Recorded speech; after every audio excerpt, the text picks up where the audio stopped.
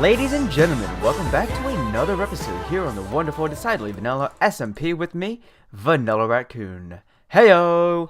And I thought we would start this DVLP over by this structure, by one of the forms, pardon me there, that we had established not too long ago. And that is because we always seem to start off over in that section of the Raccoon Sanctuary. However, I thought we would go ahead and just start it here and get a grand view of the place as to what we have so far. We have our nice little animal pasture in which the moo-moos and the llamas and even a few horses and that one sheep, I'm not sure if you can see him too well, but it's a pasture where we have all of our dearly beloved animal friends gathering and just befriending one another. And then just over there, off in the distance with the Optifine fog enabled, we can just barely make out the Arch of Titus along with our nice little house. And then right across from our house is the Bountiful Garden, and that is where we are actually going to be spending a majority of our time throughout this DVLP working at. And that is because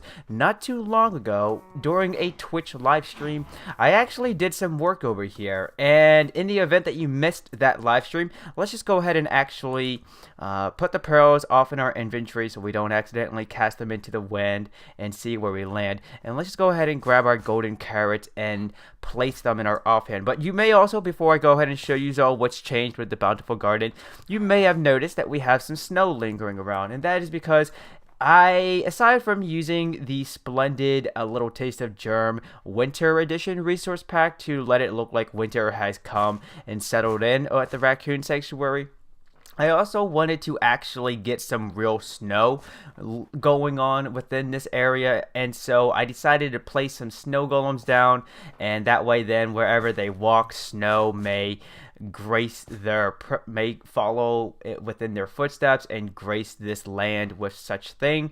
But unfortunately, they apparently can attack creepers, which is something I did not know. So I had to off camera run around the place filling in patches of holes where the creepers may have blown up due to the overwhelming sensation of seeing a snowman with a pumpkin for a head. But let's just go ahead and now take a look at the Bountiful Garden. So as you can tell, it looks a lot different than you may have seen last. And as you can tell, we have a 3-wide pathway that begins to lead into a narrow 2-wide pathway.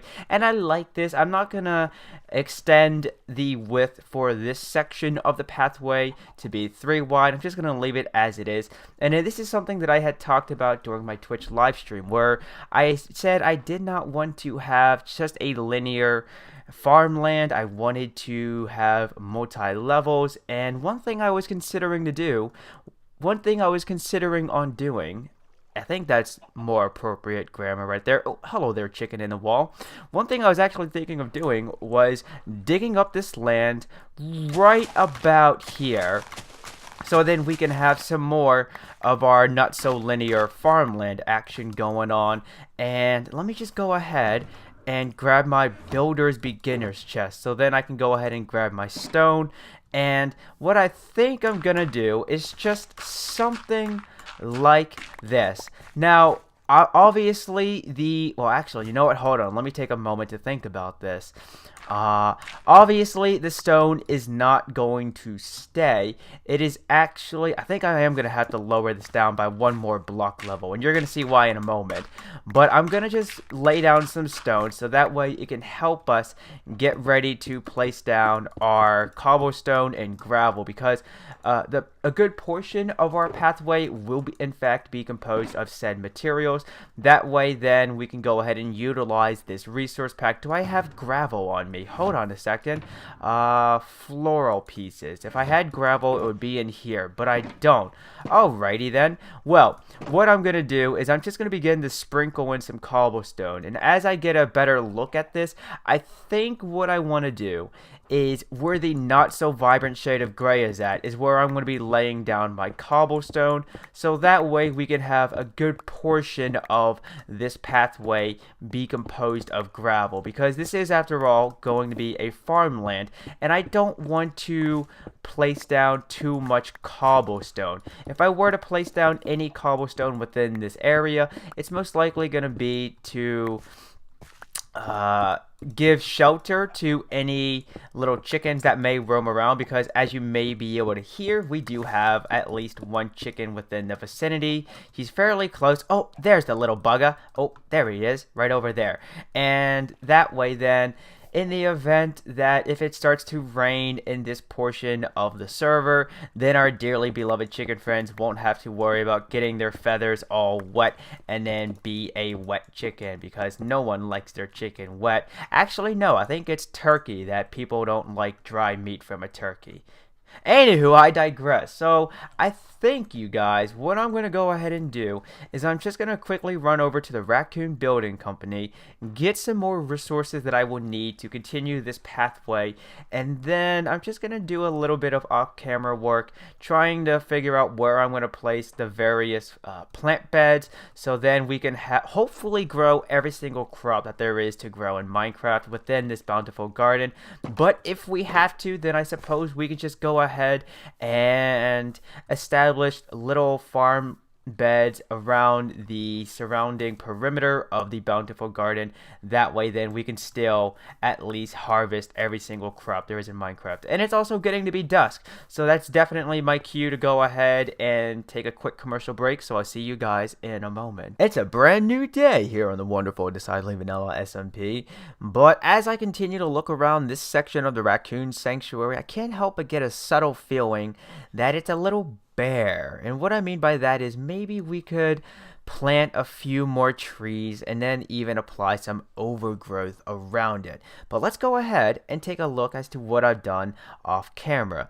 Now, right off the bat, we can see that we have our gravel laid out within the pathway, and we even have a few patches of coarse soil laid in as well. But then right over here, as you can tell, we have a little crop bed, and this is going to be my variation crop bed, so every single crop that could be planted in Minecraft is right here.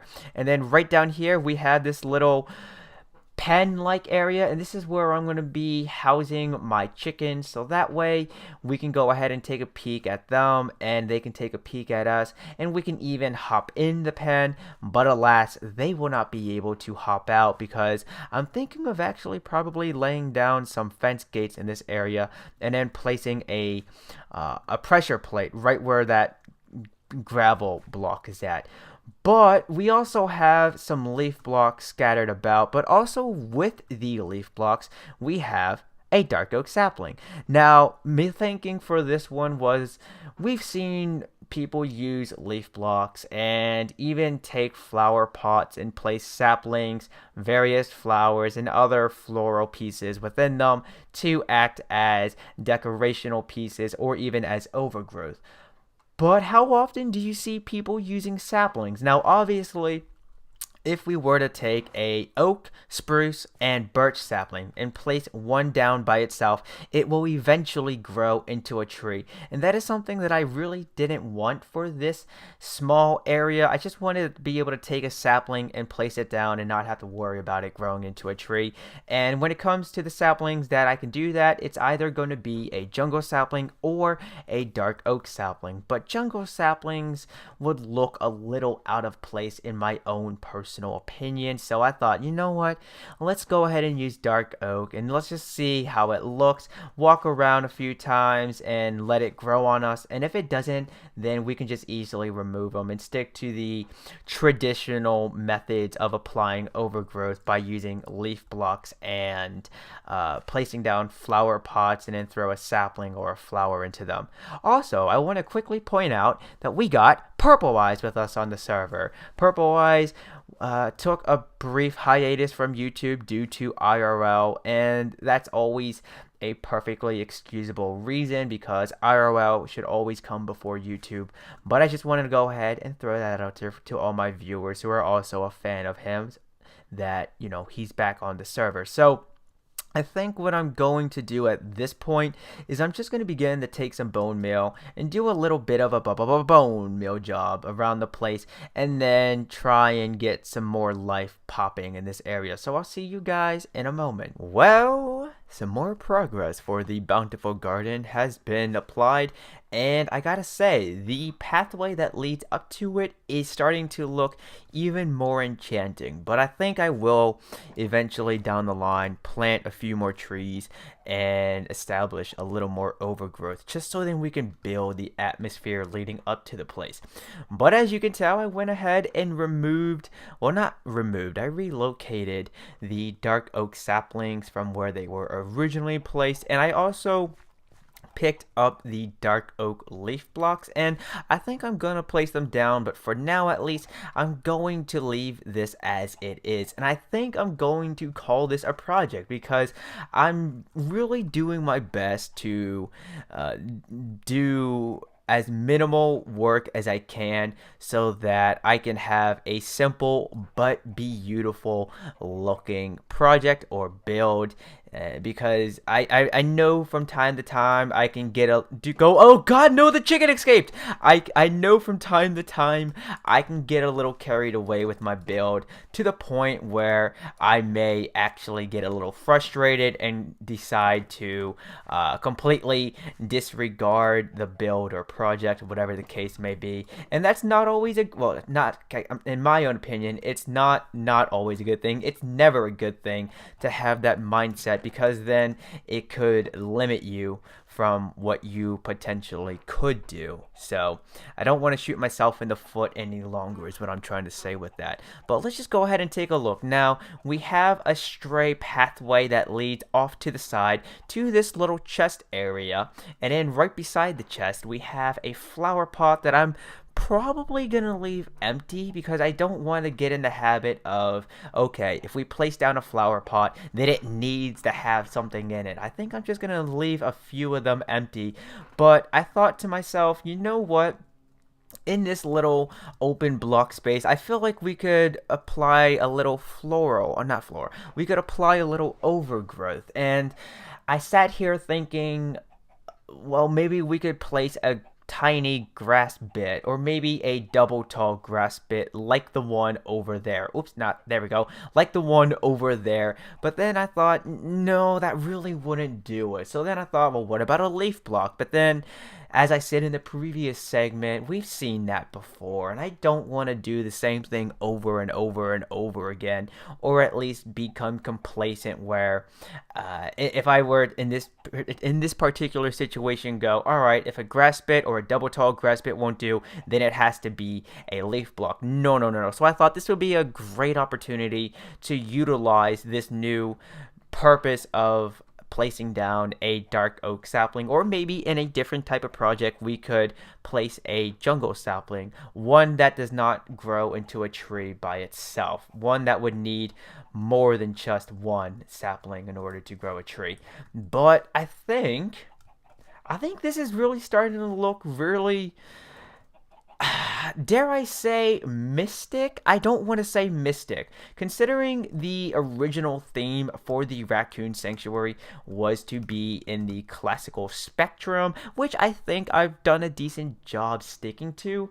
I kind of wanted to give this garden area that same theme, but I also wanted to make it look more than just another classical garden-like area. I guess mystical would be the way to go. I'm not sure. I wanted it to definitely be an eye-catching, not eye-catching, a mesmerizing. There we go. I wanted it to look mesmerizing, and almost everywhere you look, not everywhere, but for the most part, wherever you would look, there would be something that would catch your eye and draw you over to it. I think the chorus plants here do a nice job of that, though, because it's something that I at least haven't seen many builders or landscape artists do in Minecraft, where they just take a chorus plant, place it down, and then place a string on top to prevent it from growing. Because in my own opinion, this looks like a nice little floral piece. I mean, we could ideally put it as a centerpiece on a table,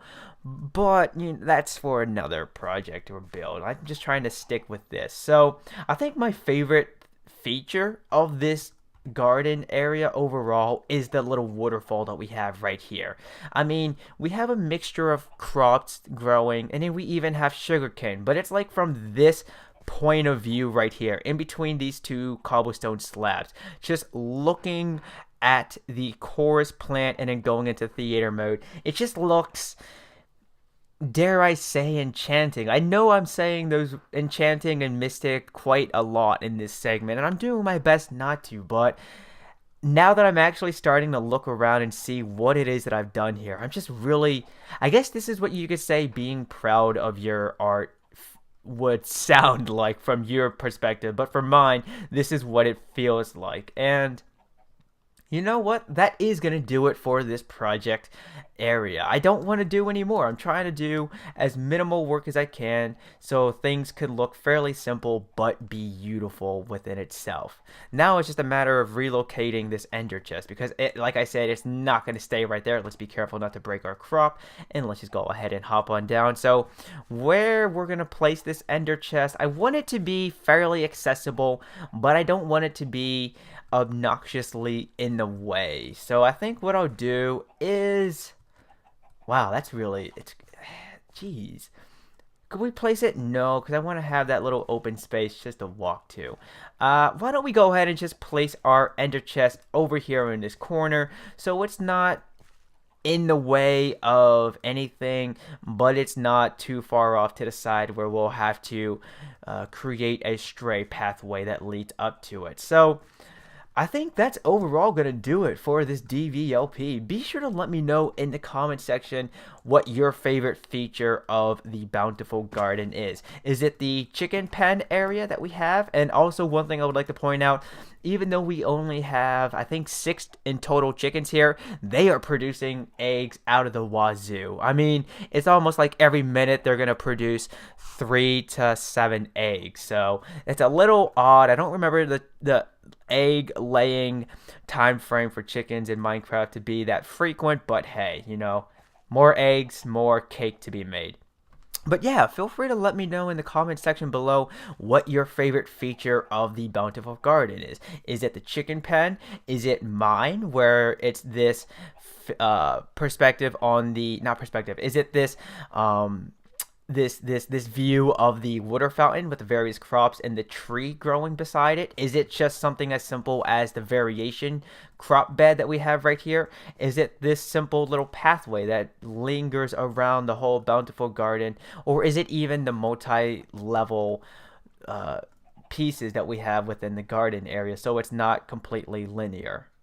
But that is going to do it for this episode, you guys. Thank you all ever so much for tuning in. And remember, if you like what you see, then please, give that like button a hug. I'm trying not to fall off here. And subscribe for the latest buzz. And if you had a blast with a good laugh, then make sure you favorite this video and share with a friend or two. But until next time, peeps, this is Vanillaraccoon. Peace out.